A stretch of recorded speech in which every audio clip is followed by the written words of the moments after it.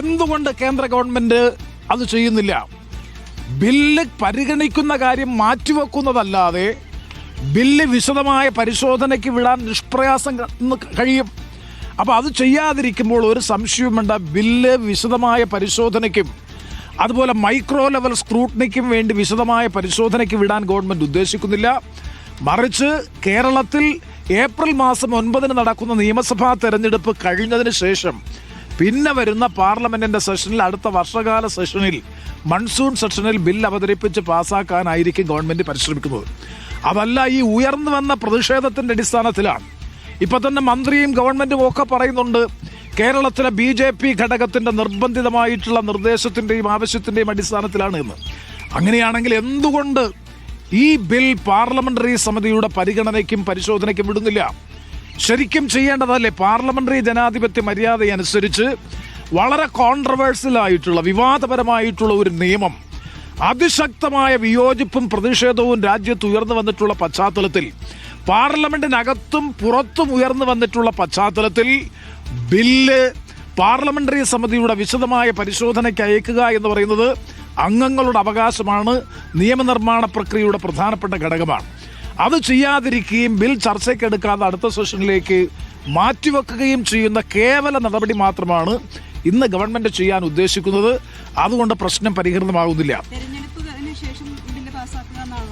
തീർച്ചയായിട്ടും ഈ നിയമസഭാ തെരഞ്ഞെടുപ്പ് കഴിഞ്ഞാൽ ചേരുന്ന ആദ്യത്തെ സെഷനിൽ തന്നെ ഈ ബില്ല് പാസ്സാക്കും. അതാണ് ഞാൻ ആവർത്തിച്ച് പറയുന്നത്. ബില്ല് പാസ്സാക്കാതിരിക്കണമെന്നുണ്ടെങ്കിൽ, അല്ലെങ്കിൽ ബില്ലിൽ ഏതെങ്കിലും തരത്തിലുള്ള കോൺട്രവേഴ്സ്യൽ പ്രൊവിഷൻസിൽ കാര്യമായ ഭേദഗതി വരുത്തണമെന്നുണ്ടെങ്കിൽ അത് ചെയ്യാൻ കഴിയുന്നതാണ് പാർലമെന്ററി സമിതി. അതിനാണ് വിശദമായ പരിശോധനയ്ക്കും സ്റ്റേക്ക് ഹോൾഡേഴ്സിനെ കേൾക്കുന്നതിനും വേണ്ടിയിട്ടാണ് പാർലമെന്ററി സമിതിക്ക് വിടുന്നത്.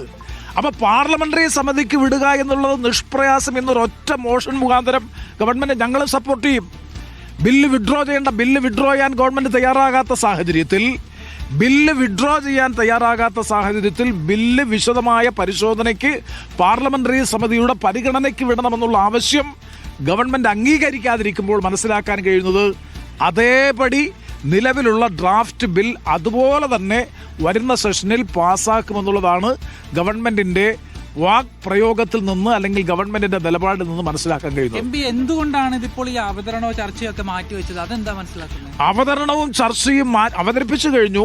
പരിഗണനയ്ക്കെടുക്കുന്ന വിഷയം മാറ്റിവെച്ചതിന്റെ പ്രധാനപ്പെട്ട കാരണം ഏപ്രിൽ മാസം 9 നടക്കുന്ന സംസ്ഥാന നിയമസഭാ തെരഞ്ഞെടുപ്പിൽ BJPക്ക് കനത്ത തിരിച്ചടി കിട്ടുമെന്നുള്ളത് കൊണ്ട് മാത്രമാണ് തൽക്കാലത്തേക്ക് ബില്ല് ഡഫർ ചെയ്തിട്ടുള്ളത്, ബില്ല് മാറ്റിവെച്ചിട്ടുള്ളത്. അല്ലാതെ ബില്ലിൽ ഭേദഗതി നിർദ്ദേശിക്കാൻ വേണ്ടിയിട്ടല്ല, ബില്ലിൽ മാറ്റം വരുത്താൻ വേണ്ടിയിട്ടല്ല, ബില്ല് മറ്റേതെങ്കിലും വിശദമായ ചർച്ചകൾക്ക് വിധേയമാക്കിയതിനു ശേഷം പാസ്സാക്കാൻ വേണ്ടിയിട്ടല്ല. ഒറ്റ കാരണമാണ് ഏപ്രിൽ മാസം 9 ഇപ്പോഴത്തേത് ബില്ല് പിൻവലിക്കുന്നതിന്റെ സൂചനയല്ല, മറിച്ച് ബില്ല് നീട്ടിവെക്കുക മാത്രമാണ്. അടുത്ത മാസം 9 ഈ മാസം 9 നടക്കുന്ന തെരഞ്ഞെടുപ്പിനെ ചർച്ചയാകുന്നത് തടയാനുള്ള കേവലമായ നടപടി മാത്രമാണ്. തെരഞ്ഞെടുപ്പ് കഴിഞ്ഞാൽ ഉടനുള്ള സെഷനിൽ സർക്കാർ ഇത് പാസ്സാക്കുമെന്ന വിമർശനമാണ് പ്രതിപക്ഷ MP മാർ ഉന്നയിക്കുന്നത്.